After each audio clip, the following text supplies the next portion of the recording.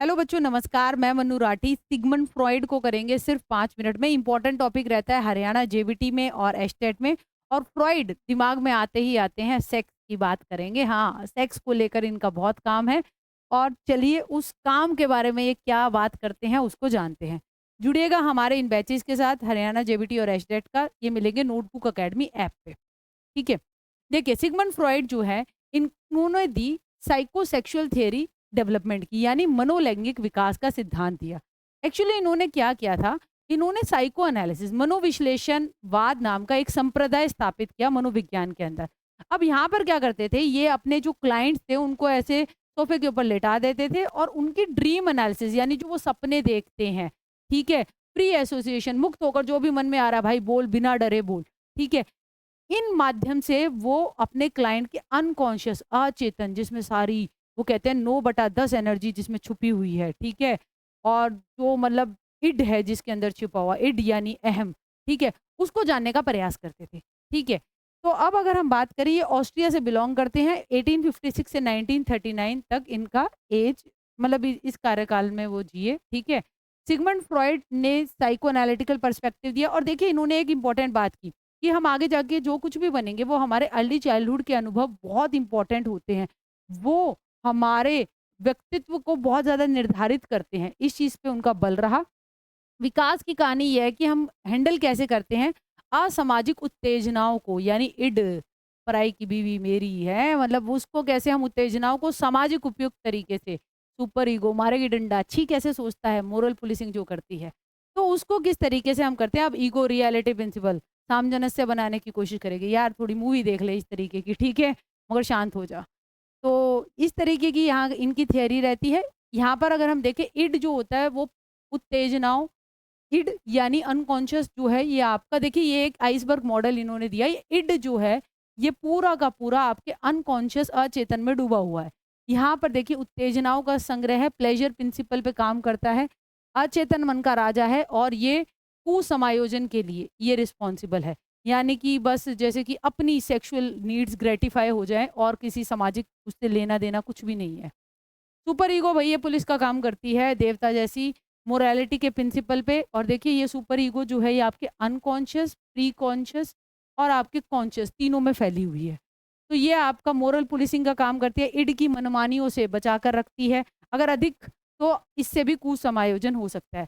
फिर ईगो है भई, बैलेंस बनाती है इन दोनों के बीच में, ठीक है, रियलिटी प्रिंसिपल पर काम करती है और एडजस्टमेंट के लिए रिस्पॉन्सिबल होती है। अब कॉन्शियस माइंड वो होता है जो मस्तिष्क की जन्मजात अवस्था है, यानी आप उसके बारे में सचेत हैं, ठीक है, आप उसके बारे में बता सकते हैं।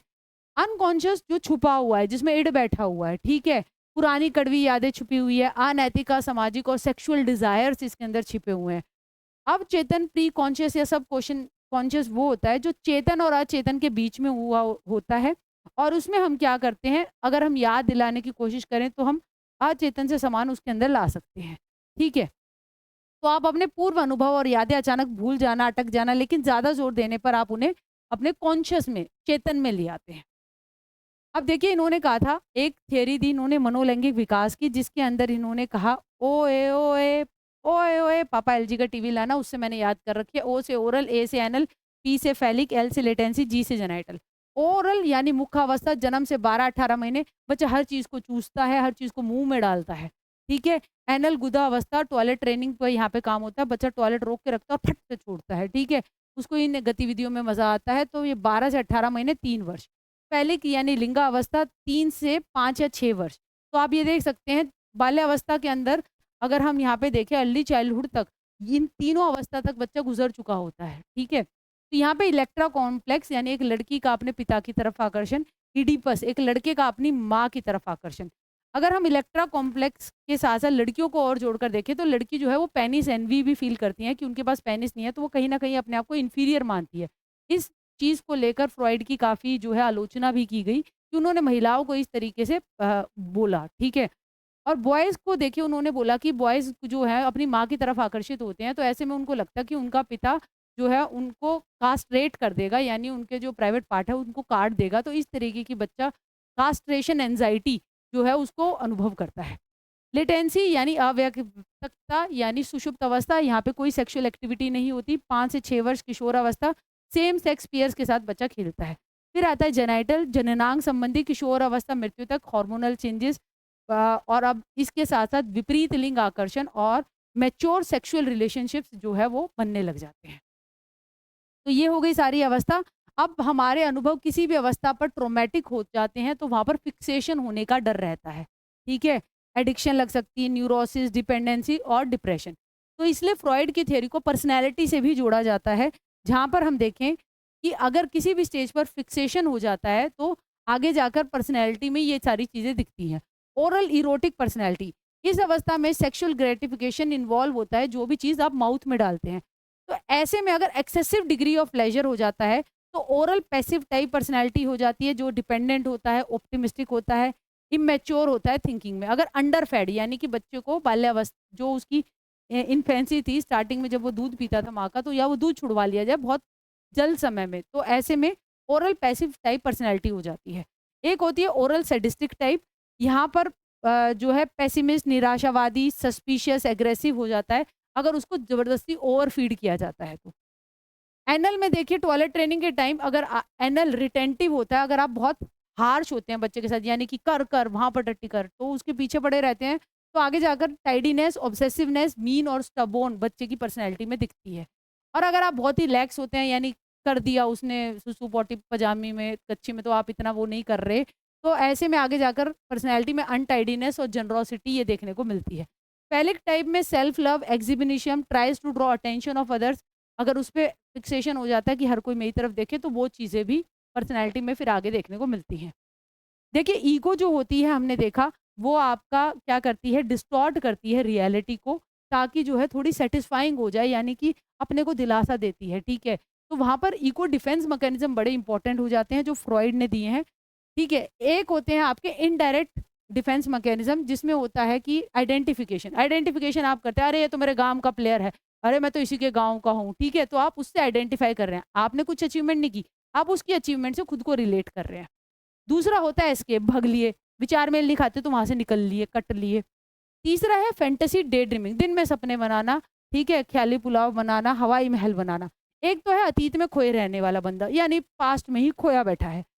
एक होता है भाई विजेता नायक, कॉन्करिंग हीरो टाइप, ऐसी इच्छित सफलता के स्वामी जो उन्हें वास्तविक दुनिया में ना मिली हो, तो वो उसको ऐसे मान के सोचते रहते हैं। एक होता है पीड़ित नायक, वो अपने आप को दिखाते हैं यार मैं बड़ा दयनीय रहा, ठीक है? इस तरीके से अपने आप को प्रोजेक्ट करते हैं।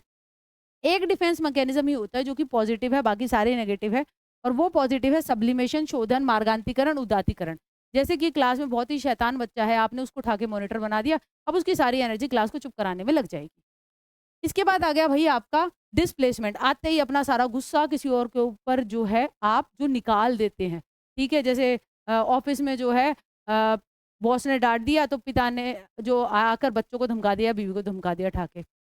प्रोजेक्शन, अपनी डिग्री, अपनी गलती का ढीकरा किसी और के मत्थे फोड़ देना, ठीक है? ये ढंग से नहीं पढ़ाता था, इसके कारण मैं फेल हो गया। भाई तुम ढंग से नहीं पढ़े थे, ठीक?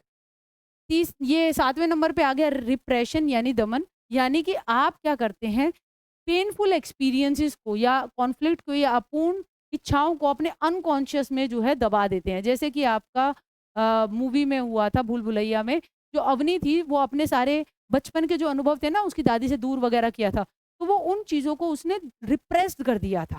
फिर बाद में जब उसने मंजुलिका को देखा, ठीक है? तो उससे उसने अपने आप को आइडेंटिफ़ाई किया और फिर वो मंजुलिका बन के नाचने लग गई, ठीक है? इसके बाद है रिग्रेशन, यानी कि आप एक पुरानी विकासात्मक अवस्था के अनुसार बिहेव कर रहे हैं, जैसे एक बड़ी बच्ची जो है वो फुट-फुट के बालकों की तरह रोए, ठीक? इसके बाद है रैशनलाइज़ेशन यानी तर्क देना भाई, ठीक? जिसमें अंगूर खट्टे हैं, अरे मुझे तो केवीएस में नौकरी ही नहीं लगना था, इधर-इधर जाना पड़ता है, अरे भाई तेरे को नौकरी नहीं मिली, साफ बात ये है। स्वीट लेमन यानी अपनी नींबू भी अच्छे बताना कि ये तो खट्टे नहीं, मैं तो इसमें खुश हूँ, ठीक है? तो वो स्वीट लेमन होता है। एक है रिएक्शन फॉर्मेशन, यानी कि विपरीत क्रिया करना, जैसे खुद ना होके उसके बिल्कुल विपरीत शो करना। जैसे कोई एक बहुत ही वासना और ठरकी महिला है, अब वो जो है वो सारा दिन अपनी सहेलियों में सत्संग की बात करती है, राम का नाम जपो। अरे यार पता है कि वो बिल्कुल ही ठरकी है और ऐसे प्रिटेंड कर रही है, तो वो बिल्कुल अपोज़िट जो है बिहेवियर पोर्ट्रे कर रही है। तो ये कहलाता है रिएक्शन फॉर्मेशन। तो ऐसी ही बढ़िया शॉर्ट वीडियोज़ के लिए जुड़े रहिए मन्नू राठी यूट्यूब चैनल के साथ, और अगली वीडियो किस पे बनाऊँ तो वो कमेंट बॉक्स में लिख देना। Thank you.